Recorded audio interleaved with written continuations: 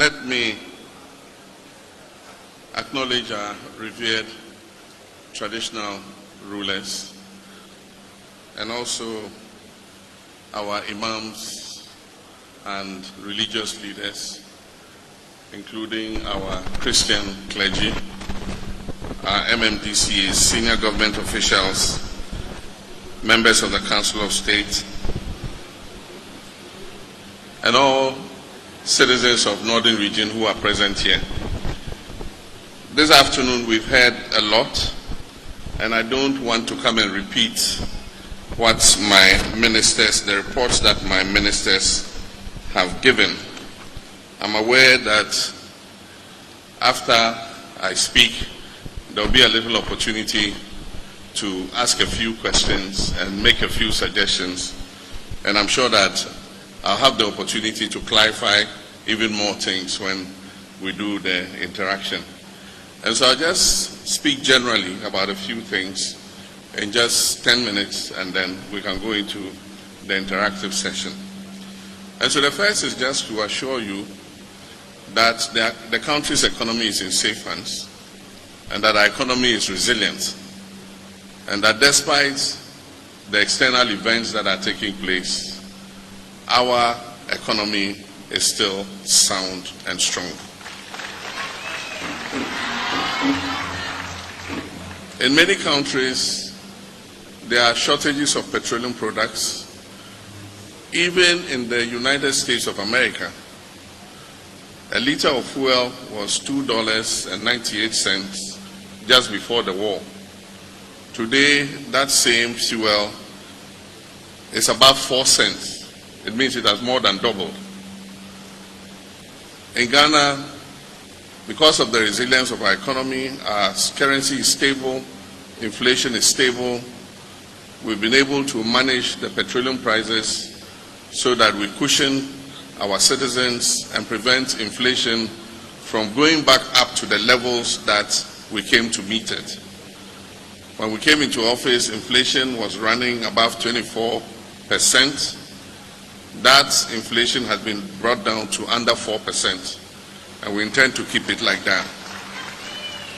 We have done this by just being physically disciplined. As you are aware, because of the debt default, Ghana was shut out of the international capital market. And so we are not able to go onto the international credit market to take any loans. Indeed, until this administration, I didn't believe that we could do some of the things we are doing using our own money. When the road minister was talking, he explained the huge number of roads that we're working on, mainly the highways linking regions to regions and regional capitals to districts. Today, we have 2,000 kilometers of roads ongoing at the same time, and we're paying for all these road constructions with our own money.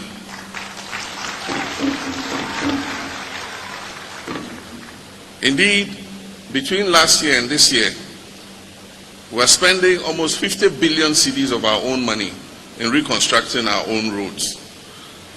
And let me assure you that the current jobs that are taking place are the first phase of the big push. We are rescoping other important roads so that we can bring them also under construction. So if your road is not yet being worked on, rest assured that we will be coming to you. There are many roads in the northern region that we are scoping, including the northeastern part of the country, Cherponi, Bumpurgu Road, Bintiri, the road to Bintiri. We're also doing Saboba to Cherponi, Yendi to Saboba. We're going to do the bridge at Chichuli, I can never pronounce that, which will create a shortcut between Bimbila and Zabzugu. We're also going to do the Salaga to Bimbila Road, the Pandai to Salaga Road. I mean, those are all roads that we're working on to improve the road network. I know that the northern part of the country has been one of the most deprived when it comes to road network. And I can assure you that by the time we have concluded our road rehabilitation programs, the northern region, indeed the 5 northern regions, will have much, much better roads than you've ever had in the history of this country. I know that one of the major issues of concern is the Tamale water project. I grew up in Tamale, and so I know the history of Tamale when it comes to water. And Tamale has been declared the fastest growing metropolis in West Africa. Indeed, it is expanding faster than any other metropolis, not only in Ghana but in West Africa. And so the old waterworks that we knew, we have kept expanding it. We did Tamale Water Phase 1, Phase 2, even Phase 3. But the rate at which the population is growing means that at each time we are demanding more water. And so when we came, one of the first things we did was to sit with Ghana Water and find out what their issues were. Part of the problem was that the traditional waterworks that is supplying water to Tamale, some of the motors were worn out and some had broken down. And so just by repairing the motors and putting new motors, we could increase the supply of water by several millions of gallons. And so that work has partly been done. We are finishing it, so you will see an improvement in the water supply. But the solution to Tamale's water will be to create a new source of water to feed into the Tamale metropolis. And the studies that have been done show that the best place to get that water is to the south, that is towards Yape. And so we'll build a new pumping station there, and we'll pump the water 21 miles from the White Volta River to Tamale. And so I just want to assure my elder brother Zangbalana, this is all Dabim.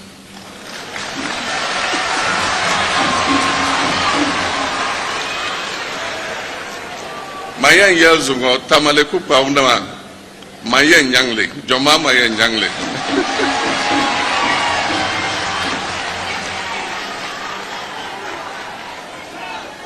Because as my brother Zangbalana said, if I don't do it, who will come and do it? And so you can rest assured that the Tamale water will be done. When we finish it, it will bring 30 million gallons fresh water to Tamale metropolis.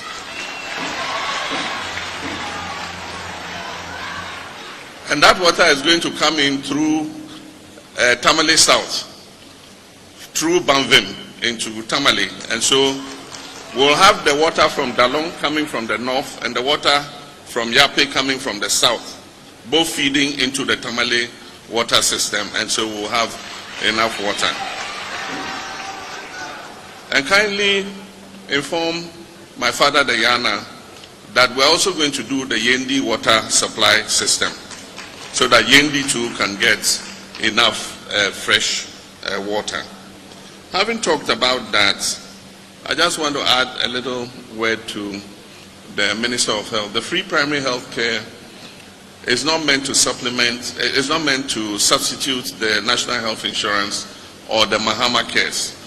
We're going to have 3 layers of care. The free primary health care is going to capture the rest of the underserved population, because the national health insurance actually works from the district hospital level up. But then we need to capture the polytechnics, the CHIP compounds, and the other areas that are underserved. And so that is the vacuum the free primary health care is coming to occupy. And like he said, it has 3 components to it. It has the curative, and the curative deals with basic illnesses like cholera, diarrheal diseases, respiratory diseases, malaria, and all that. If you go for treatment, you just need an ID card to prove that you are a Ghanaian. You don't need a national health insurance card. So most people, if you go to the district hospital and your national health insurance card has expired, they turn you away. At the free primary level, you don't need renewal of any card. You show your Ghana card or any card, your voter's card, even your voter's card, if you show it to show that you are a Ghanaian, you access the services at that level free of charge. The other aspect of the free primary health care is the preventive. And the preventive means that we'll have health volunteers who are coming to households. And if they find an outbreak of any disease, they can report it fast. But apart from that, they'll go to households and educate them on how to prevent illness. And so they'll have basic instruments for checking your blood pressure, for checking your glucose level in your blood and all that, so that if you are developing hypertension, you will know. And then they can refer you to the district hospital so that you go get your medication and start taking. And then it will have the educational. The educational will be to educate people how to live healthy lifestyles. The kind of food you must eat, the kinds of physical activity you must do, exercise well, don't always sit and do nothing and eat a lot of food. They will teach you all those things so that you can live longer and healthier. So those are the three dimensions of the free primary health care. And we're going to equip all the CHIPS compounds with the equipment that you saw when I launched it at Dodo 1. They will have scans for scanning pregnant women and all that. And the polyclinics will have more equipment. And so we're graduating from the CHIPS compounds to the health centers, to the polyclinics, and then eventually to the district hospitals. And so that will help us get closer to universal health coverage.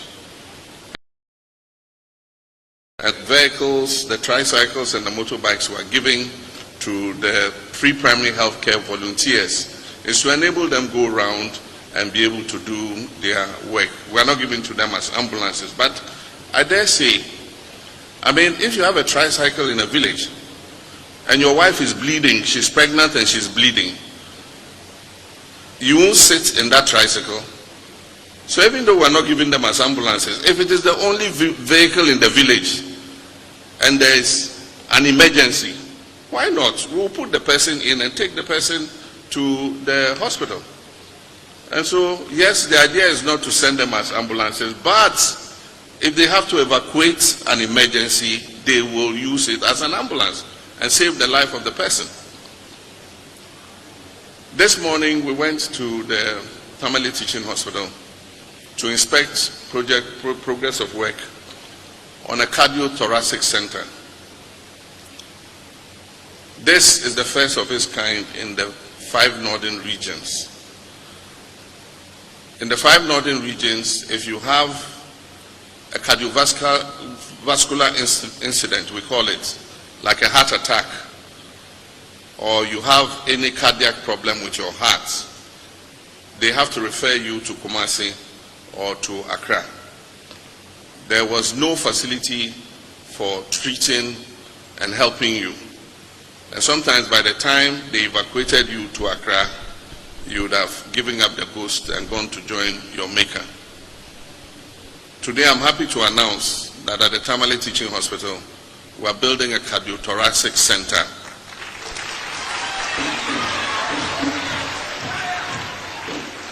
With all the latest medical equipment, so that anybody who has a cardiac issue, strokes, heart attacks and all that, they'll get you there on time and they'll be able to save your life.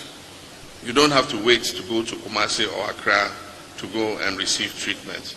We're going to continue building centers of excellence in our teaching hospitals, especially in underserved areas like the North and also in Volta region.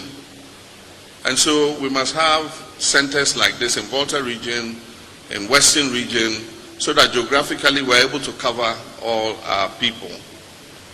And so I was telling the doctors in Tamale that we will also get an oncology center of excellence, because increasingly we're seeing a lot of cancers. Our mothers and sisters are developing breast cancers, they are developing cervical cancers, men are developing prostate cancers, and yet there's no treatment opportunity in the 5 northern regions.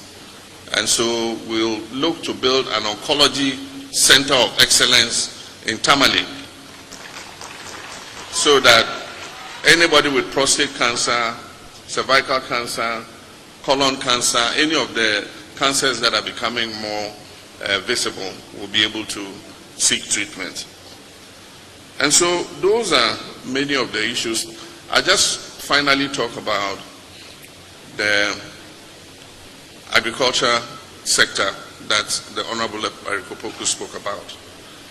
Indeed, we are becoming victims of our own success, because the increase in food production is both a good thing because it has brought down food inflation, but at the same time too, we have a problem with a glut in the production of some of the items. As I speak now, there's a glut in the production of eggs. Poultry farmers are complaining that they can't get a market for their eggs. And so, because of the poultry programs and all that we've done, the supply of eggs has increased. And that's why I've said that we should find a way of getting the school feeding program to absorb the eggs and give it to our children to eat. If we can't sell it, let our children eat the eggs.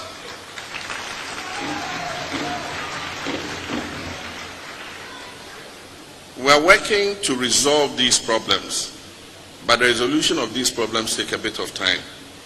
And we have some limitations that I'll explain to you. As the minister said, the first is storage. Last year, we went into the market with 100 million and mopped up excess maize. This year, the minister has released another 200 million Ghana cedis to go into the market and mop up excess maize and excess rice and store it. Now, the two problems we have is not only the money.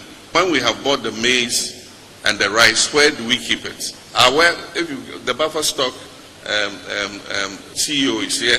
Yeah, he's sitting in the second row. His warehouses are all full of maize, and he's buying processed rice and storing it. So we need to expand the capacity of storage that we have. And so we're looking to build new warehouses, but also build silos, so that when we buy the food, we can pump it and keep it in the silos, so that when there's an emergency, we release it onto the market.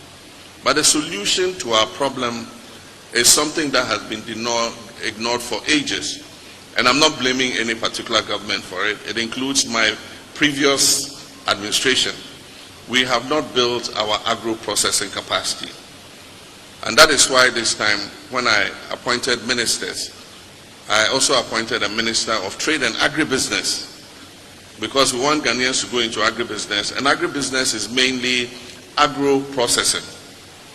And so we want Ghanaian businessmen to build factories to buy that excess rice, buy that excess maize, buy those excess eggs, and process them into things that we can store and we can even export. Today somebody was telling me about an egg processing plant where you buy the raw eggs and you process them into egg powder. And there's an export market for it. They use it for baking. They use it for cakes and bread and other things. And so we must start thinking outside the box. You go to other countries, they have maize processing plants. And so we're planning 5 maize processing factories in 5 biggest maize growing areas, so that we can buy the maize of the farmers, process it into maize flour, we'll eat what we can locally, and the rest we can export to other countries. So that will be the eventual solution to what we're facing. But it will take time. We've started, and it's my expectation that future governments will come and continue, so that we have the capacity to process any excess food we have for our own consumption. The final thing is the farmer service centers, and I'm happy at what he said, that they've trained 300 female tractor operators. There is no job that is only the preserve of men. And our women say what a man can do, a woman too can do equally. Some of you might doubt it, but let's assume that at least tractor operation, they too can operate tractors and bulldozers and earth-moving equipment. And so we'll train our women to participate. I cut short for the first Farmer Service Center, and construction is about to start. We are starting with 50 of them, and we're identifying the biggest agricultural growing areas. And each of the Farmer Service Centers will have tractors, threshers, everything that you need for agriculture. And so if you're a cooperative, you register, and then they'll provide you with service. And so that is going to happen. Irrigation too is an area that we're going to put a lot of attention, so that we can do all year round agriculture. But finally, I know there are some College of Education trainees here. Your alawa has been processed. And soon you will start receiving your teacher training allowances. I knew that one will get you. So your alawa will be coming very soon. It's been processed. Yeah. All right. So I'll end there, and then if there are a few questions, I think I'll just stay here, so that if there are any questions, I can just respond directly. All right. Thank you very much, Your Excellency.